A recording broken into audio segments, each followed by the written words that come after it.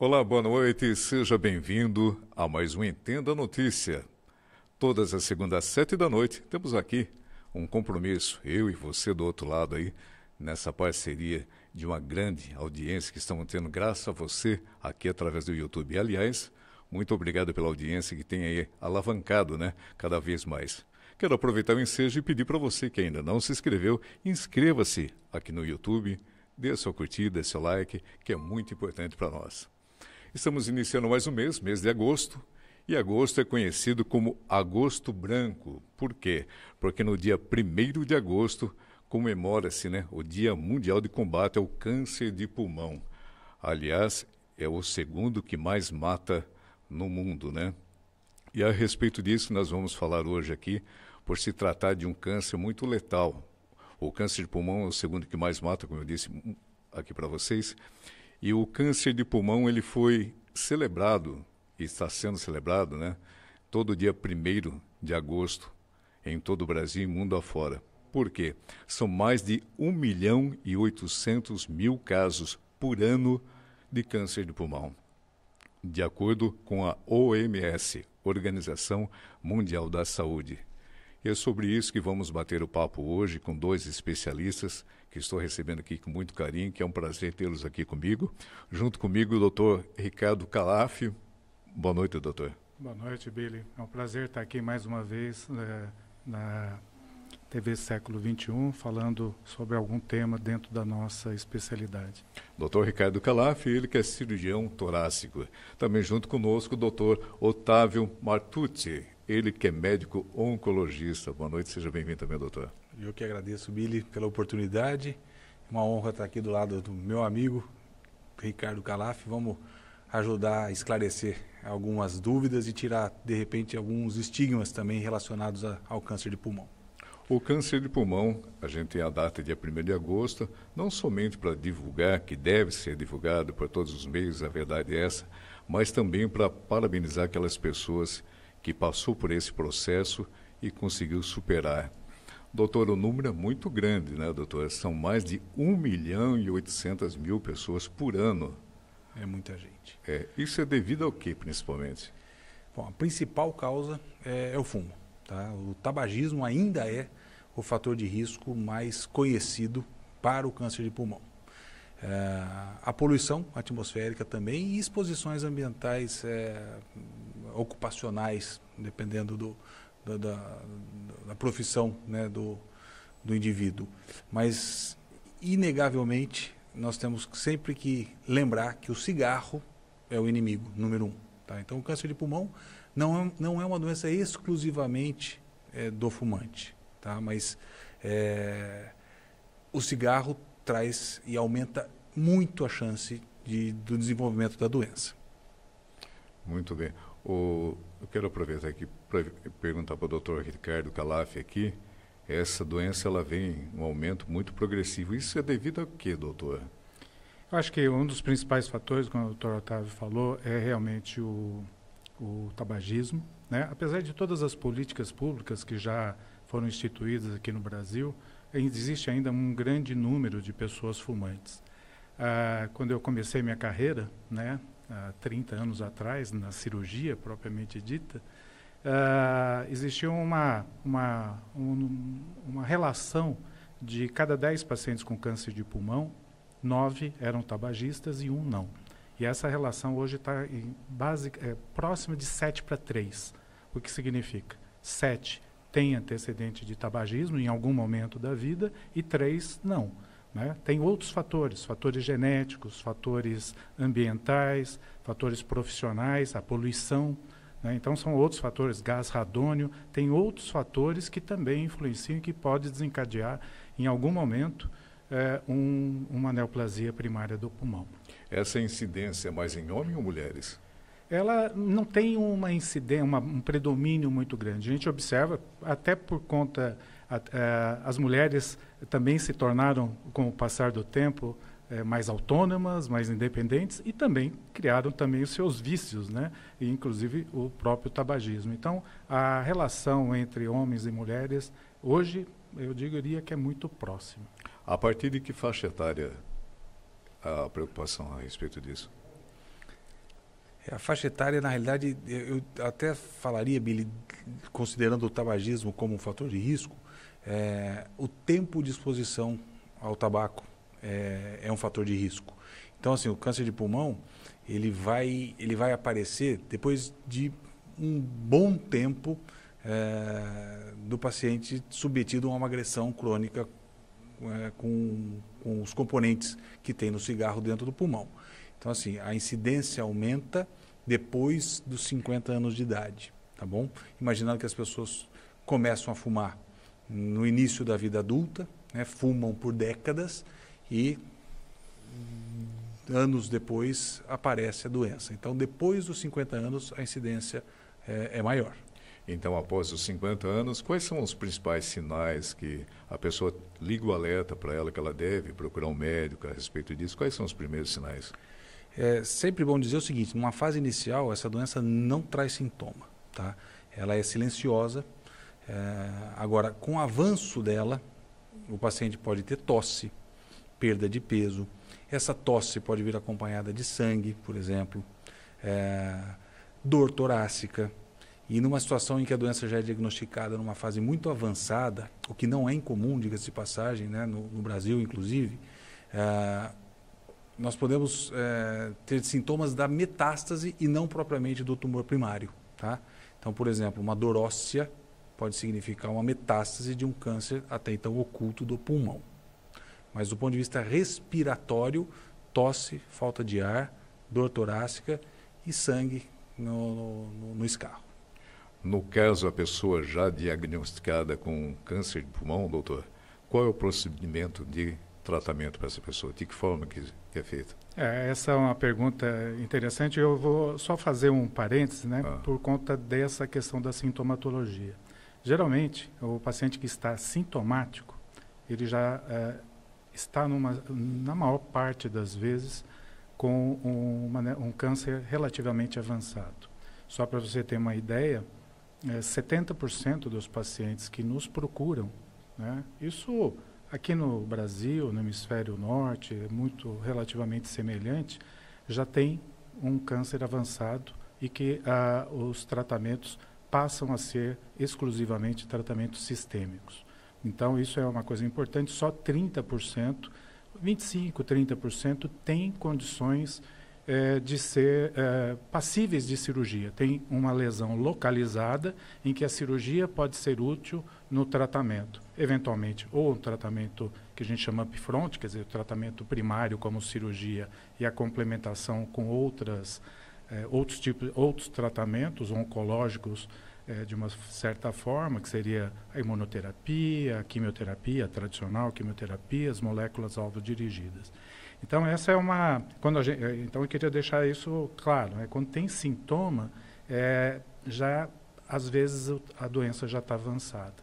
E por isso que a gente faz parte tem feito um trabalho, inclusive teve uma publicação científica até recentemente, sobre a importância do rastreamento do câncer de pulmão e diagnóstico precoce dessa doença. Porque a gente só consegue a cura quando... o melhor é não fumar. Né? Se fumou e eventualmente desenvolveu algum tipo de doença, no caso o câncer de pulmão, a melhor situação é rastreá-lo e diagnosticá-lo no começo, porque aí é a chance que o indivíduo tem de cura. Aí, pelo nosso bate-papo aqui que eu estou vendo, o maior vilão é o tabagismo, né? Que é o cigarro, tá? Mas também tem aquele componente do local de trabalho da pessoa, que isso também vem acarretando, não vem, doutor? Com certeza. E, às vezes, tem componente... Hoje, a gente sempre, né, Otávio, a expressão genética do câncer de pulmão nunca foi muito explorada como nos outros tipos de câncer, como mama, cólon, né, outros cânceres do ser humano. Agora a gente está vendo, né, um número maior de expressões genéticas, né, de fatores genéticos envolvidos também no câncer de pulmão. Doutor Otávio, ele tocou no assunto aqui, o doutor Ricardo, que é muito importante, que é a questão da cirurgia. Na questão da mama, dá para ser feito também, no colo e tal. E na questão pulmonar, há a possibilidade de um transplante pulmonar? ou não. No caso do cólon, você faz a cirurgia, interliga, aquela coisa toda. E na questão pulmonar? O transplante pulmonar para o tratamento do câncer de pulmão não é uma estratégia válida, tá? Intuitivamente, entendo a pergunta, no sentido, há uma doença ali, vamos tirar esse pulmão e colocar um outro. Mas não é possível. A justificativa, Billy, é que para o transplante, a gente precisa submeter o paciente a uma imunossupressão, para que o órgão que vai chegar não seja rejeitado pelo próprio corpo, pelo próprio organismo do paciente. E nesse processo de imunossupressão, o tumor pode se aproveitar e se alastrar, entendeu? Então, o transplante não é uma estratégia válida. A cirurgia, com certeza, quando indicada, e é a estratégia que propicia a chance de cura. Mas o transplante eu não diria para você que estaria na lista dos procedimentos possíveis. No caso, doutor, inicialmente, como é feito o tratamento? É químio, rádio, depois cirurgia ou é direto cirúrgico? Quando o tumor, a lesão, está em estádios iniciais, né, ou seja, lesões até 3, 4 centímetros e que não tenha manifestação regional dessa doença, então o tratamento cirúrgico se aplica, né? E obviamente que tem alguma vantagem de ter alguns anos de estrada, né? Antigamente a gente fazia cirurgias com cortes, né? Abrindo a caixa torácica, que ainda fazemos, né? Quando necessários. Mas temos, de uns 25 anos para cá, a possibilidade de fazer técnicas menos invasivas, né? Então isso facilitou muito, né, a aceitação das pessoas em termos da modalidade cirúrgica. Nesse né? caso é robótica? A robótica mais recentemente, né?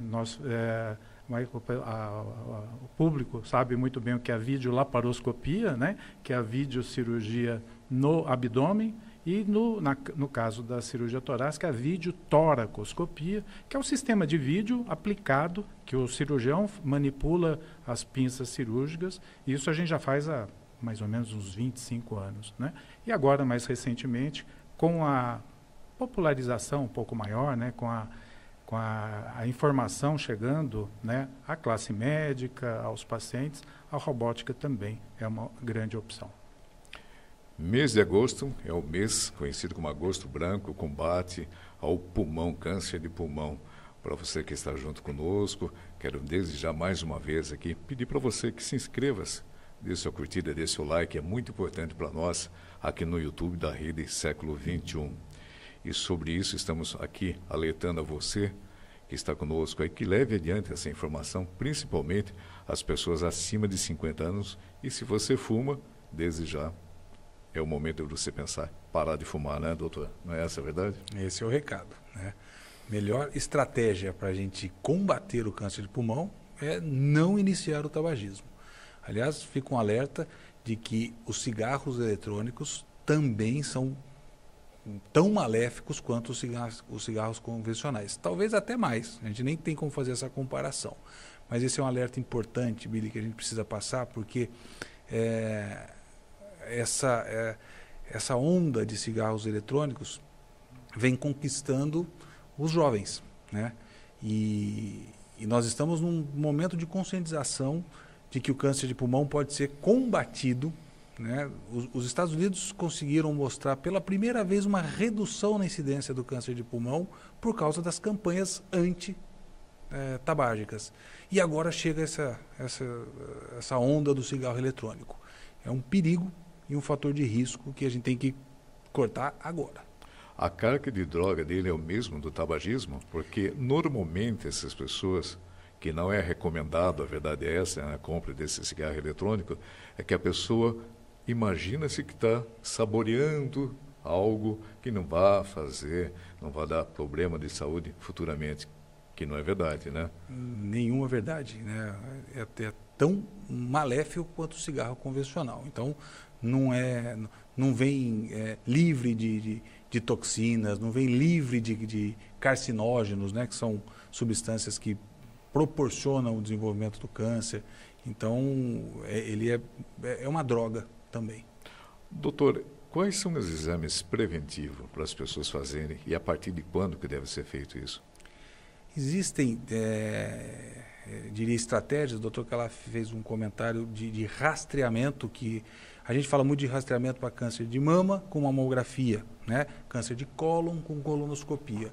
E agora existem algumas populações de risco que são submetidas a um tipo de tomografia chamada tomografia de baixa dosagem de radiação. São fumantes, aí se faz um cálculo da carga de tabagismo no decorrer da vida. Geralmente começa-se aos 55 anos, esse rastreio, com esse exame chamado tomografia de baixa dose. Se houver uma imagem suspeita, esse paciente prossegue a investigação. Se não houver a imagem, ele volta para o rastreio 2 anos depois. O fato é que isso podemos dizer que é uma novidade. Muita gente não sabe que se faz rastreamento para câncer de pulmão, mas não é para qualquer um, né? Aquela pessoa que nunca fumou não precisa fazer esse tipo de exame. Mas o fumante que deseja, obviamente, diagnosticar um tumor numa fase inicial, porque se arrependeu do tabagismo, ele precisa ser acompanhado dessa maneira, com esse exame chamado tomografia de baixa dose. Doutor Ricardo, então o pulmão, o câncer, pode-se dizer ou pode-se afirmar que pode ser hereditário? Existem a expressão dele, a gente tem visto isso com um pouco mais de frequência, né? A hereditariedade eu não diria, mas tem um fator genético envolvido, um fator genético que predispõe aquela pessoa a desenvolver. Tem algumas síndromes, principalmente algumas, a Li-Fraumeni, né, que tem inclusive associação do câncer de pulmão com outros tipos de cânceres, câncer do rim, câncer de mama, né, com o de pulmão. Então tem vamos dizer assim, um caminho em direção ao conhecimento também nesse aspecto, tanto da biologia molecular, né, como dos fatores genéticos, para conhecer melhor o problema, não só o problema, mas também conhecer melhor o portador do problema, né? Então, ao você conhecendo melhor o problema e o portador do problema, com certeza você vai conseguir estratégias melhores para tratá-lo. Falando em portador, nós não queremos ser aqui portador de notícia ruim, somente ruim, né? Qual é o percentual de cura no tratamento do câncer de pulmão? Tem melhorado. Né, tem melhorado por vários fatores. Primeiro deles, pela cessação do hábito tabágico, né, como eu falei, diminuíram as pessoas, né, com essa diminuição através das políticas públicas. Então, de uma certa forma, isso já teve uma melhora. Hoje se tem mais acesso a exames diagnósticos, né? Nós temos feito muito, e isso feito muitos diagnósticos que a gente chama de achados incidentais. A pessoa vai lá no pronto-socorro com quadro febril, tosse, vai fazer uma tomografia, né? Tomografia hoje é um procedimento diagnóstico por imagem muito acessível, né? Tanto na rede privada como na rede pública, e os achados incidentais dessas lesões têm se tornado muito mais frequentes. Então, primeiro, cessação do hábito tabágico, acesso aos métodos diagnósticos, né? Conscientização, como o doutor Otávio falou, quer dizer, a pessoa, se ela sabe que ela tem um risco, apesar de que todo fumante ele é um ansioso por si só, e ele sabe do risco que está correndo, mas não quer ter a certeza, não é? Então, falar, vou fazer um exame para procurar uma coisa que eu tenho medo, então existe um certo comportamento meio paradoxal, né? Mais previsível, né, de um paciente que fuma.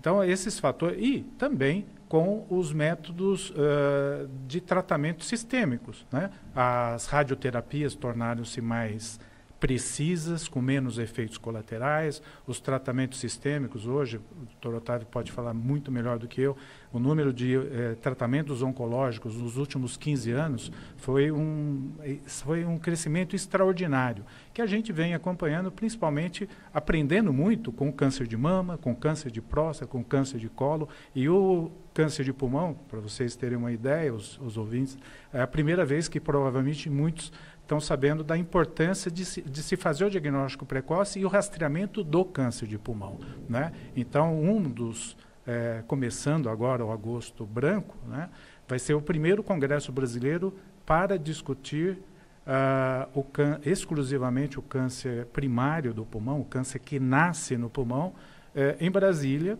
nos dias 13, 14 e 15 de agosto, exatamente para discutir a parte técnica e a parte de conscientização da população e da classe política também, no sentido de se fazer a implementação das políticas públicas também em relação ao câncer de pulmão.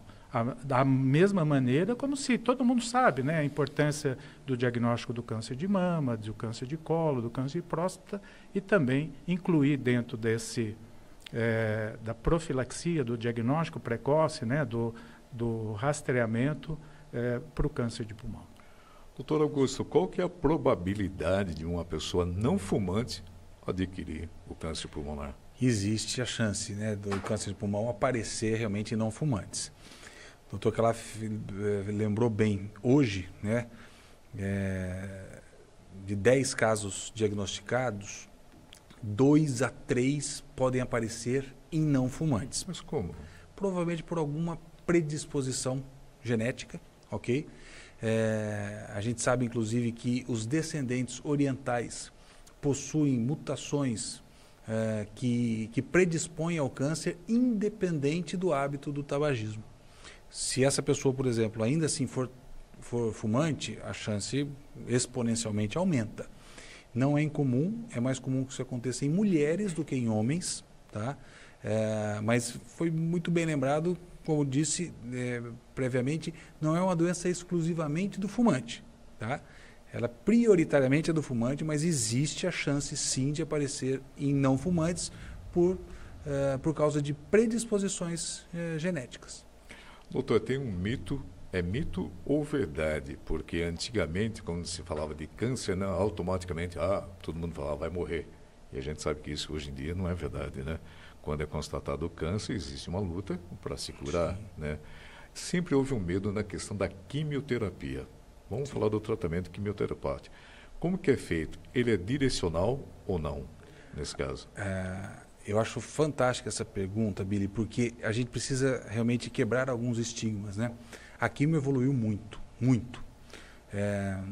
A quimio, classicamente, é um tratamento que a gente associa a um momento de sofrimento, claro, a um momento de perda de autoestima, né? A queda do cabelo, vômito, o paciente se isola socialmente.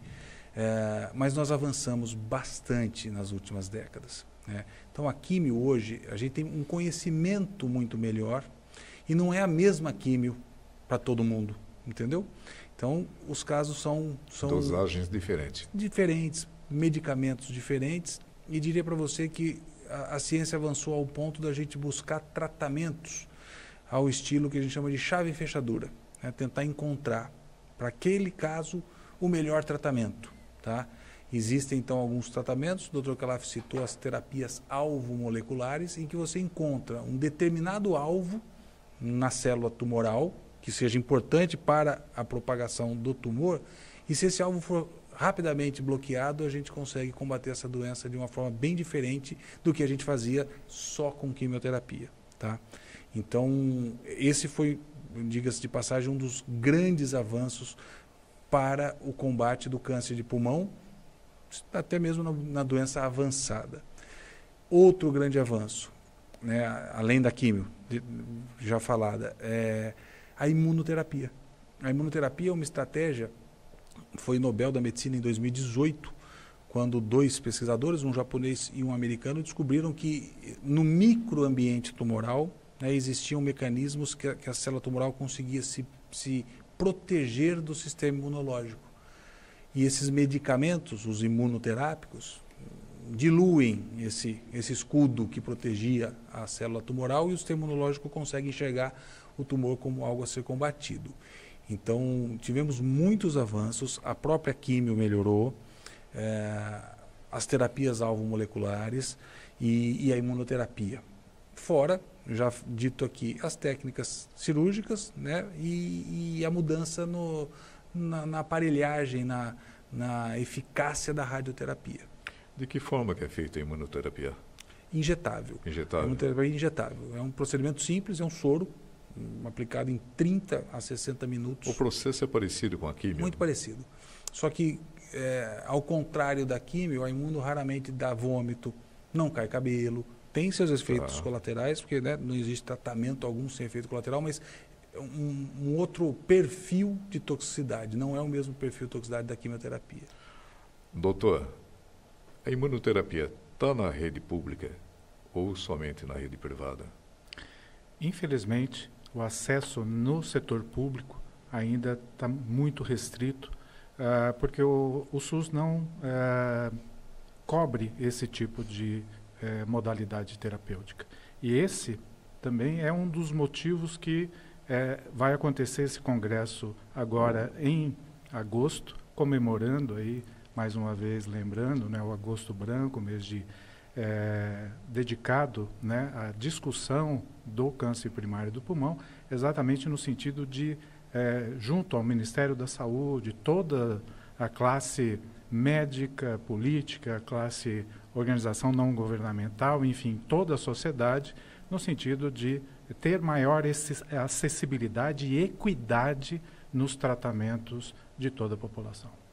No caso da radioterapia, ela é um complemento da químio ou pode ser tratamento variável de cada caso? Ela pode ser um complemento, né, mas também não necessariamente, a radioterapia não necessariamente precisa ser local, onde o pulmão, onde nasceu o câncer. Né? Como o Dr. Otávio falou anteriormente, essas lesões podem ser metastáticas e, por exemplo, uma lesão na coluna, né, em algumas partes ósseas, principalmente, ela pode se beneficiar também de tratamentos radioterápicos exclusivos, né? Sistema nervoso central, então não é necessariamente aplicado concomitante com o tratamento sistêmico, aí no caso imuno, químio, enfim, as medicações que por boca ou por infusão venosa, mas também de forma isolada, para as metástases isoladas.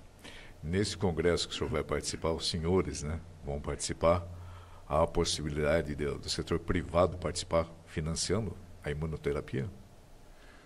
Olha, sempre tem, né? Onde tem boa vontade, onde tem vontade, vamos dizer assim, pensando no próximo, não tenha dúvida, né? O problema são, obviamente, a questão de conflitos de interesses, os mais diversos, né? Então, para nós, enquanto médicos, a gente une forças, né? Existe, muito importante, existe vamos dizer assim, um modelo de discussão dos casos hoje, chamado reuniões multidisciplinares, tumor board, enfim, que reúne oncologista, radioterapeuta, cirurgião, patologista, o médico de imagem, né, o radiologista, em busca do melhor para aquele paciente. Então, se todos nós, enquanto sociedade, políticos, indústria, enfim, todos pensarmos no próximo, no indivíduo, com certeza é possível, com certeza. Doutor Otávio, falando em indivíduo, a pergunta estende para o doutor Ricardo também. Conte para nós um caso de uma pessoa que vem à mente, que entrou num tratamento, porque é um tratamento severo, não? O câncer de pulmão, sim, e que ela teve sucesso. Temos bons casos, viu? Isso nos marca bastante, viu, Billy? O primeiro que veio na minha cabeça agora foi uma paciente que eu conheci muito mal, falta de ar, já a um passo de precisar usar o torpedo de oxigênio e filhos pequenos, né? E aquela pergunta, mas por quê? Eu nunca fumei.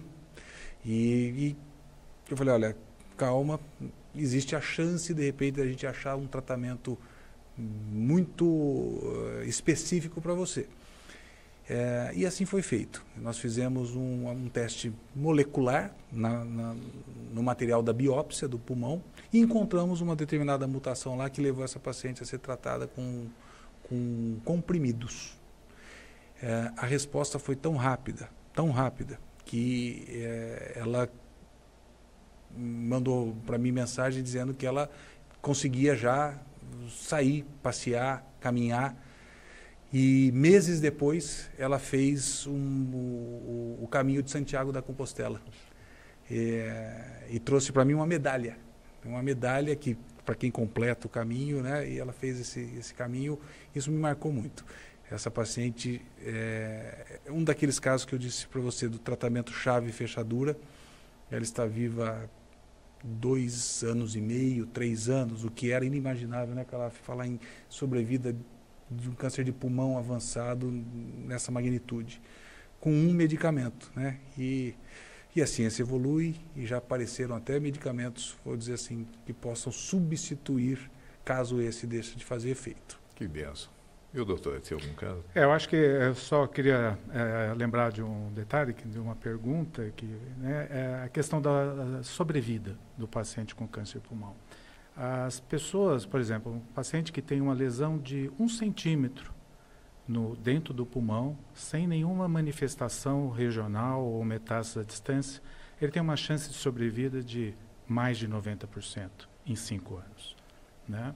E isso, na medida que vai se estendendo, né, o tumor, né, regionalmente, através dos linfonodos ou metástases à distância, para o sistema nervoso central, fígado, enfim, isso, obviamente, a sobrevida vai reduzindo drasticamente. Então, hoje, eu diria que a sobrevida global é em torno de, levando em consideração desde as lesões pequenas até as lesões maiores, em torno de 25% de sobrevida em 5 anos, mais ou menos. Entendi. Melhorou muito. Isso em 1985 era na casa dos 12%, 13%. Quer dizer, dobrou. Mas há de se convir que temos muito ainda a caminhar, né, para ter uma sobrevida, garantir, mudar esse estigma, né, que, de uma certa forma, é o câncer que mais mata da sua própria doença. Se for comparado, o câncer do homem, o mais frequente é o câncer de próstata. Na mulher, o câncer mais frequente é o de mama. Então, eles são muito mais frequentes do que o câncer de pulmão. Porém, mas o que mata mais da sua própria doença é o de pulmão, inclusive somando o câncer de mama, o câncer de próstata e o câncer de cólon. Né? Então, a nossa movimentação de toda a classe médica e a conscientização é exatamente fazer um movimento pendular daqueles 70% que têm tumores já avançados para o diagnóstico precoce. Né? Então, esse é o nosso objetivo em termos de convencimento. Né? Então, voltando, né, à sua mais recente pergunta, é exatamente isso. Quer dizer, há 30 anos atrás, voltando, né, tinha o Correio Popular, né, o jornal local, que eu ficava vendo, às vezes, a sessão necrológica dele para ver se tinha algum paciente que eu tinha participado do tratamento, eventualmente tivesse falecido. Mais recentemente, nós temos, né, muitos pacientes que que voltam depois de muitos anos de tratados, que a gente vem acompanhando, 6, 8, 10, 20 anos tratados, em algum momento em que a cirurgia teve algum tipo de importância ou as demais modalidades também. E uma das pessoas que mais me causa muita satisfação, ela teve uma situação uma neoplasia avançada, que ela foi parte, né, estava sendo atribuída que uma contaminação da região aqui, de um lençol freático, pudesse estar envolvida na carcinogênese do câncer dela. E isso não era uma verdade, né? E ela tinha já um componente já regional completo, a gente precisou tirar o pulmão dela inteirinho para poder tratá-la adequadamente, foi submetida a um tratamento complementar com a quimioterapia, isso já faz mais de 20 anos. Então, o que eu quero, em resumo, deixar? As lesões iniciais hoje, a gente tem dezenas, centenas de pacientes que obtiveram a cura, né? E aquelas lesões em que já estão mais numa situação intermediária, né?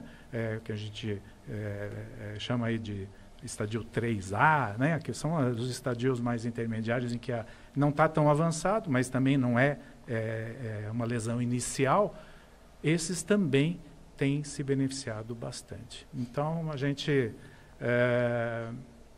isso nos estimulou muito, né, a realmente fazer essa busca, né, no sentido de fazer os diagnósticos precoces e tentar controlar o problema logo no começo. Que eu costumo até brincar aí com os alunos, né? A gente, com 70% que eu falei, né, a gente está entrando na corrida contra o câncer muito atrás dele, né? Ao passo que se a gente faz, enquanto o diagnóstico inicial, a gente já sai na corrida na frente do câncer ao conseguir obter vamos dizer assim, o controle cirúrgico do problema. E ouvindo o senhor dando essa aula para nós aqui, para o pessoal que está assistindo também pelo YouTube, o doutor também, eu fico pensando como é grande a responsabilidade nossa, em termos de meio de comunicação, em propagar a questão da prevenção. Ou seja, para você, meu amigo, você, minha amiga, a resposta é essa: não fume. Está fumando? Pare de fumar. Faça o máximo possível para que você não tenha que um dia passar por esse processo que infelizmente é lastimável. E a gente vê que o número é muito grande, como eu disse no início do nosso bate-papo aqui, são mais de 1.800.000 pessoas por ano, doutor. É isso. É um número muito alarmante, né? Muito, muito alarmante. Imaginar que considerando então que o principal fator de risco é o tabagismo, são mortes evitáveis, né? Então, se diz muito disso. Talvez seja a enfermidade que a gente talvez consiga mudar a história natural mudando os nossos hábitos de vida. Então, não iniciar o tabagismo ou cessar o tabagismo, né, indiscutivelmente, é o caminho. Então, essa sua colocação em relação à importância da divulgação, eu acho que vale a pena ficar com essa mensagem realmente. São mortes potencialmente evitáveis, né? Hoje a gente tem um conhecimento bastante aprofundado dos riscos do tabagismo. Lá na década de 50, 60, que não se sabia ao certo o que o tabagismo causaria, né? Até existe uma certa desculpa. Acho que hoje não dá, né? Com esse monte de informação, acho que fica difícil a gente realmente negligenciar essa informação. E também é importante chamar a atenção para você que está nos assistindo, né? Principalmente os homens, né? Eu não fumo, né? Mas estou com esse problema, mas eu estou tomando minha cervejinha, coisa e tal. Tem também, durante esse período de tratamento, não se deve tomar bebida alcoólica nenhuma, né, doutor? Isso é óbvio. Eu diria que evitar ao máximo, né? Realmente, essa é uma conversa que a gente tem muito no consultório, né, com o paciente, pensando que os tratamentos exigem um esforço do nosso organismo, né? Então, agredi-lo com alguma outra substância não é uma boa ideia, tá? Claro, e aí provavelmente algum paciente meu falou, mas o doutor estava falando para mim que eu poderia tomar minha cervejinha. De fato, até existem dados, e a gente discute isso em congressos, de que moderadamente, no final de semana, aquele brinde, aquele momento da família, aí a gente autoriza. Cigarro eletrônico, nem pensar. Nem pensar, nem pensar. Esse é o momento da gente aumentar a carga de informação, porque quem utiliza esse dispositivo são os jovens. E se a gente perder a chance de entrarmos nesse terreno, nós vamos nos culpar daqui a algumas décadas. Outra coisa que acho importante ser dito, o cigarro eletrônico também não é um mecanismo para quem deseja parar de fumar, entendeu? Ele é tóxico para quem começa já de cara com ele, e ele não é um mecanismo para quem deseja parar, porque também se difundiu essa informação de que o cigarro eletrônico pode substituir o cigarro para ajudar o fumante a deixar o tabagismo. Na verdade, ele está trocando o problema, só isso. 6 por meia dúzia. Doutor Ricardo, para a gente finalizar o nosso bate-papo, o papo quando é bom, né? Passa rapidinho, com né? Com certeza. Eu estou muito feliz que você esteja aqui conosco, aqui dando essa aula, né? E orientando a população em geral né, nesse combate. Repito, mês de agosto é o mês do combate do câncer de pulmão, agosto branco, né? Queria que o senhor deixasse a mensagem para o pessoal que está nos assistindo nesse momento. Eu gostaria de, de uma certa forma, é muito importante que a população inclua, né, principalmente aqueles indivíduos na faixa dos 50 aos 75 anos, que tenham, né, que tiveram alguma, vamos dizer assim, algum período em que tiveram o tabagismo como hábito, né, pensassem, né, procurar o seu médico, procurar um programa de rastreamento e diagnóstico precoce do câncer de pulmão, porque ainda, não sei por quanto tempo, mas ainda o diagnóstico precoce e a possibilidade da intervenção cirúrgica para o controle dessa doença, com uma chance de sobrevida muito grande, né? Então, a primeira coisa é parar de fumar, né? Isso seria, obviamente, que o fato de parar de fumar hoje, para quem já fumou 30 anos, não vai reduzir, né,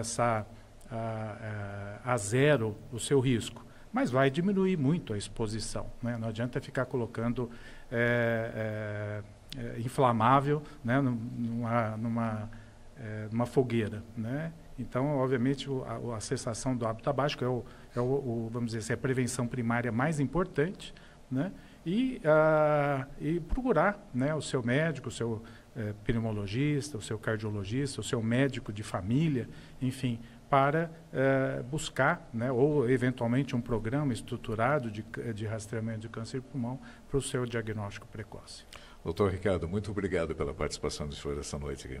Billy, é um prazer enorme aí poder estar com vocês, poder estar com o Dr. Otávio e com toda a nossa audiência aí para essa noite aqui, mas essa oportunidade de discutir esse importante assunto de saúde pública. Também quero agradecer, doutor Otávio, pela aula que o senhor deu aqui junto ao mestre, né? Professor Calaf, não tenha dúvida que um nome importantíssimo nessa batalha de combate contra o câncer de pulmão, uma referência para mim, uma pessoa que se preocupa com o paciente, que está preocupado com as políticas públicas, preocupado em oferecer o que tem de mais moderno e mais eficaz para a população. Então, é uma honra estar aqui com vocês, agradeço a lembrança do meu nome e estarei à disposição para a gente conversar sobre esse assunto, porque uma das nossas obrigações, né, professor, é promover a saúde. Como médicos, devemos promover a saúde. Então, contem comigo. Estamos finalizando mais um Entenda a Notícia, repito, que vai ao ar todas as segundas-feiras, às 7 da noite, aqui no YouTube da Rede Século XXI. Você já sabe, agosto branco é o mês de combate ao câncer de pulmão. Se você fuma, pare de fumar. Forte abraço a todos e até o próximo.